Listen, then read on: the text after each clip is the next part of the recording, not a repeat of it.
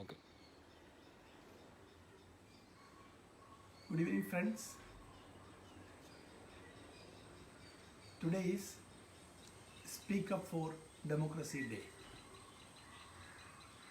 All India Congress Committee is observing this day as Speak Up for Democracy Day throughout the country. The context is the developments in Rajasthan. In Rajasthan, few MLAs rebelled against the Congress government under the leadership of Sri Ashok Gehlot ji. There are only 17 MLAs, but the Ashok Gehlot government till today has the majority of 100 plus MLAs in 200 more house. So nobody can expel the government in a democratic way. So the BJP government in the center is trying to talk to the government of Rajasthan with the help of few rebel MLAs from Congress party. Sachin Pilot is a leader of the rebels and he stayed in Haryana with the support of the BJP government there. He is staying there with his flock of 17 MLAs. The matter is very critical today as the governor of Rajasthan and the High Court of Rajasthan is interfered in this case.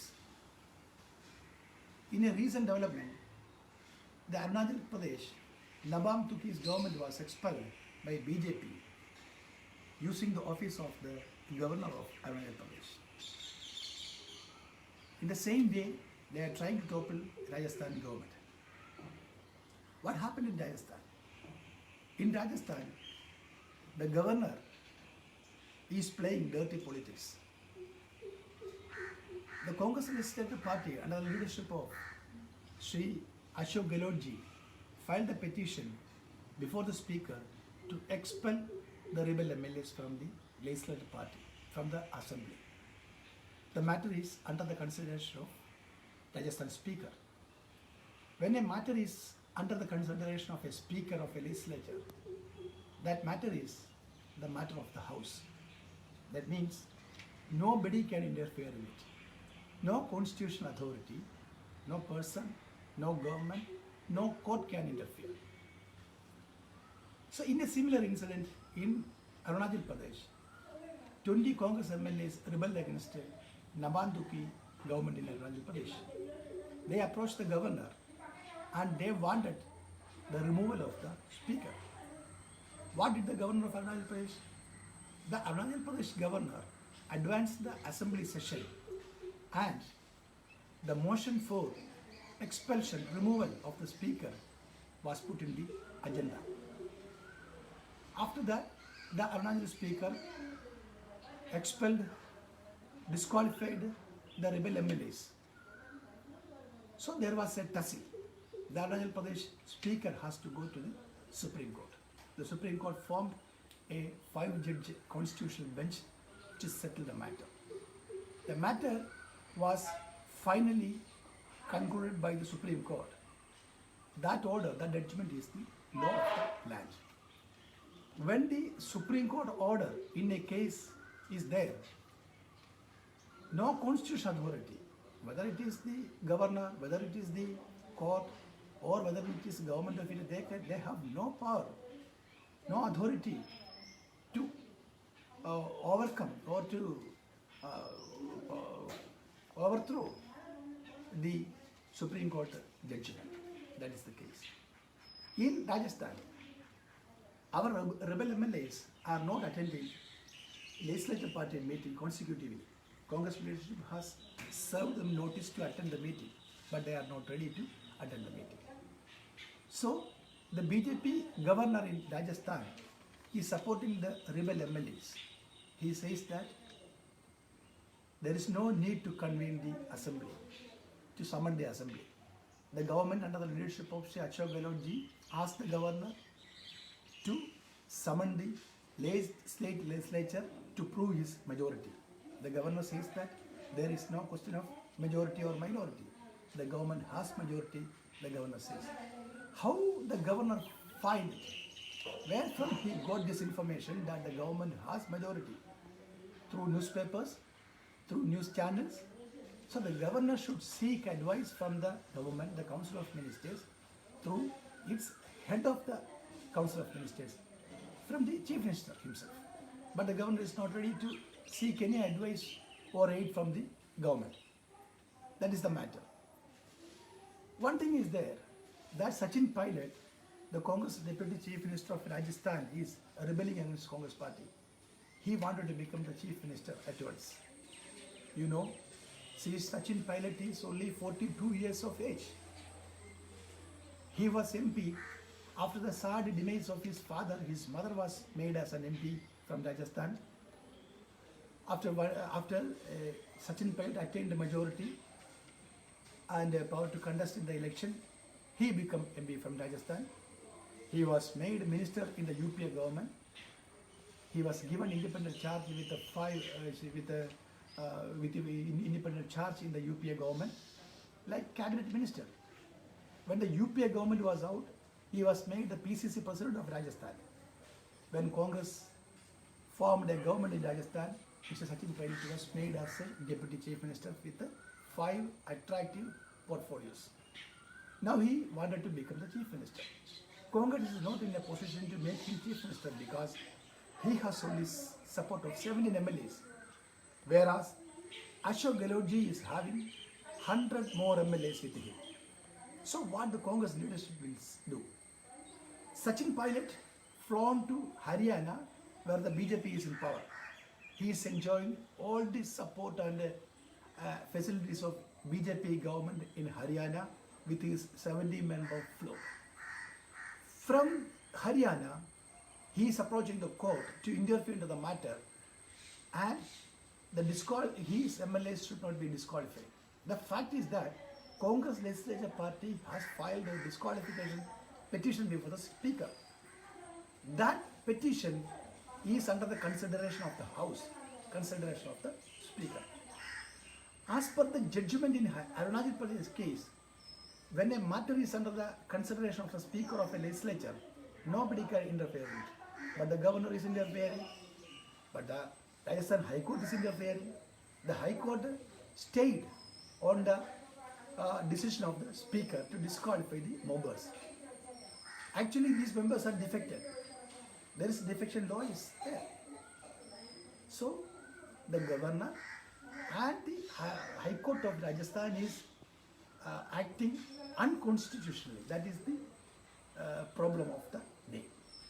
In Arunachal Pradesh case, the court considered two points. Whether the governor has any power to advance the assembly without seeking aid or advance from the Speaker, whether aid and advance from the government or the Council of Ministers. So, whether the decision of the governor to advance the legislature assembly session in advance was constitutional or not. The second point was that whether Speaker's disqualification of MLAs was constitutional when a motion to remove the Speaker is pending. So the Speaker of Arunachal Pradesh took a decision to disqualify the MLAs when a motion to remove the Speaker was pending. That was a decision, whether it was constitutional or unconstitutional. So whether the decision of the governor to advance the assembly session without advice from the government was constitutional or unconstitutional, or whether the decision of the Speaker to disqualify the MLAs when a motion to expel him, to remove him was pending. These were the two major questions. So, according to Article 163 of the Constitution, the article requires the governor to act upon the aid and advice of the Council of Ministers headed by the Chief Minister. Article 174 also says, confers governor with the power to summon, prorogue and dissolve the assembly session. So the court has to decide whether The governor should exercise his power with a discretion. He exercise his power to summon, prorogue, and dissolve the house. That is the power conferred on the governor under Article 174. Whether the governor can use this power, exercise this power with a discretion or not. The court clearly said that the governor cannot exercise his discretionary power under Article 174, and the governor should seek aid and advice from the Council of Ministers, that is from the Chief Minister, when he decides on a matter which will come under Article 174. So the case is settled. This is a settled matter. So judgment of Supreme Court is final for everybody. The judgment of Supreme Court is the law of the land. So this judgment is violated by the Governor of Rajasthan and the High Court of Rajasthan. The High Court stayed the petition which was under consideration of the Speaker. So a matter which is under the consideration of the Speaker cannot be questioned by anybody.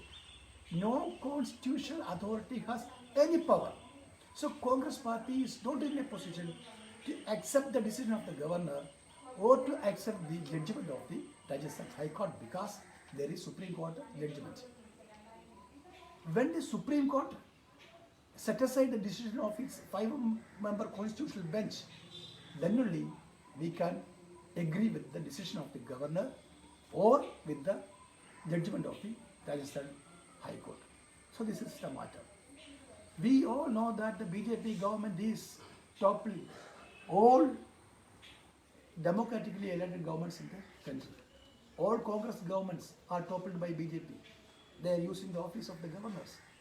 They are using other constitutional institutions for their political needs. This is what is happening in India. So today, Indian National Congress Party is observing the day as speak up for democracy. The BJP now gave a definition, a strange definition to the word democracy. They say that democracy is you agree what we say, what we BJP say. So everybody should agree the words of BJP. That is the new definition given by BJP to democracy. So we are not agreeing with it.